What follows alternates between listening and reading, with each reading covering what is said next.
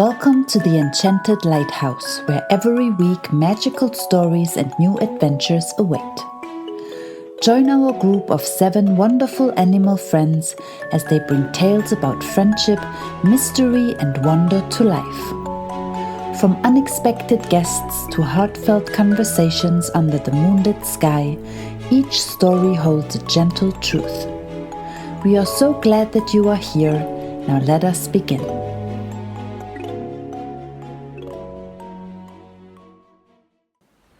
Seppi finds his courage. Morning at the lighthouse. The sun rose over the enchanted lighthouse in a swirl of peach and gold.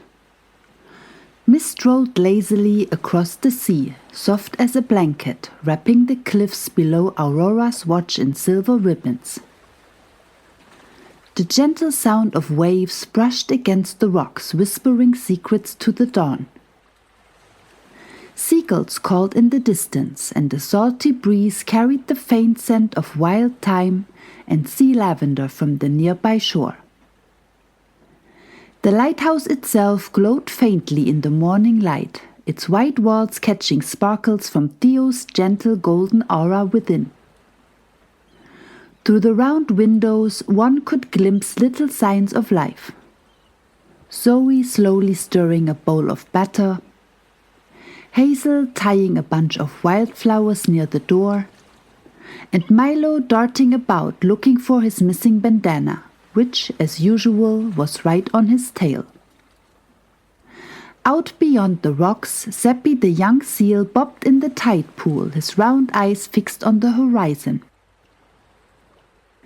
The water shimmered like liquid glass around him. He was trying very hard to balance on a slippery rock that stuck out from the waves. Not because he needed to, but because he wanted to prove something to himself. Steady, steady, he muttered, wiggling his flippers for balance. But just as the morning breeze picked up, plop, down he went, splashing right into the water again. Then his little head popped back up. He blinked away salt water and sighed. "I will never be as good as the others," he mumbled. "Hazel climbs trees like it's nothing. Lumi glides through waves without making a ripple. And Milo?" He frowned slightly. "Milo never even tries to look brave. He just is."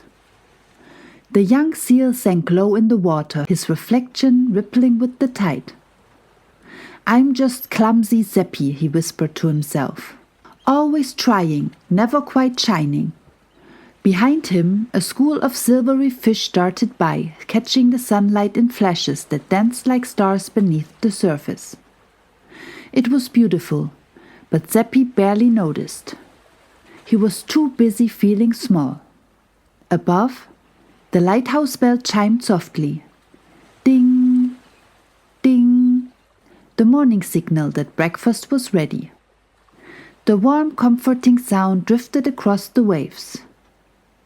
Theo's gentle voice followed, carried by the wind. "Seppi, time for breakfast.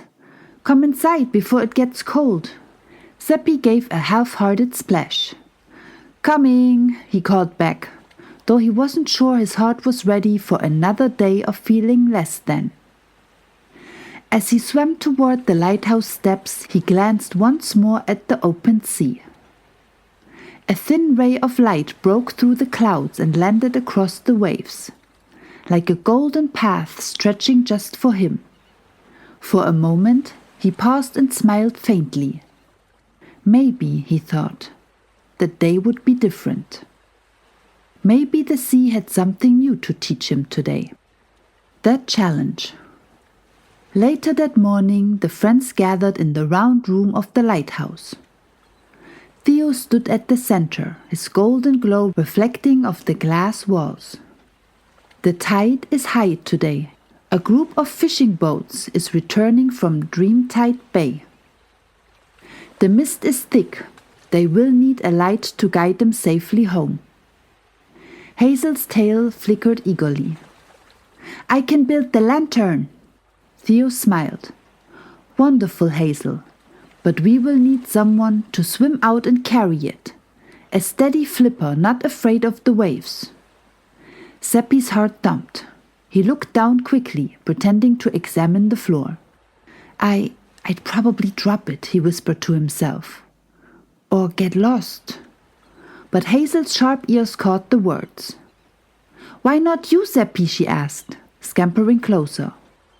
You are the fastest swimmer we have. Seppi shook his head. Fast maybe, but not brave or graceful like you. I just mess things up. Milo grinned from where he leaned against the wall. Mess things up? Nonsense. Remember when I tried to prank Theo and ended up covered in seaweed for a week? Now that's messing up. A small chuckle ran through the room, but Seppi didn't laugh. Zoe's gentle wisdom.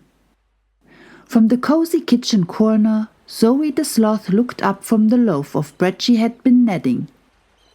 Her slow, warm voice filled the air. You know, Seppi, she said softly, being slow doesn't stop me from helping. It just means I do things my way. Maybe you are not clumsy. Maybe you just haven't found your way yet. Olivia the owl ruffled her feathers and added, Confidence isn't about being the best. It's about believing you have something special to give. Seppi looked at both of them, his brow furrowed. But what if I fail? Theo's gentle light brightened the room. Then we will be here, he said. Just like the lighthouse is always here. You don't need to shine the brightest light, Seppi. You just need to shine your own. For a moment nobody spoke. The room was quiet, except for the rhythmic crash of waves against the rocks below. Then Hazel took a step forward, holding up the lantern she had been crafting. A small glass jar filled with softly glowing fireflies. Here, she said, try carrying this. It's lighter than it looks. Seppi took it gently. The fireflies inside flickered like tiny stars. Something in his chest stirred, a little flicker of courage. Fragile, but real. The lantern swim. By afternoon the mist had thickened. The lighthouse beam stretched far across the water, but the boats were still distant shadows. Seppi stood on the shore, waves lapping at his fins. Theo's voice carried from above. Remember, Seppi, follow your light. Hazel called, We believe in you. Seppi swallowed hard and nodded. Then gripping the lantern carefully, he dove into the sea.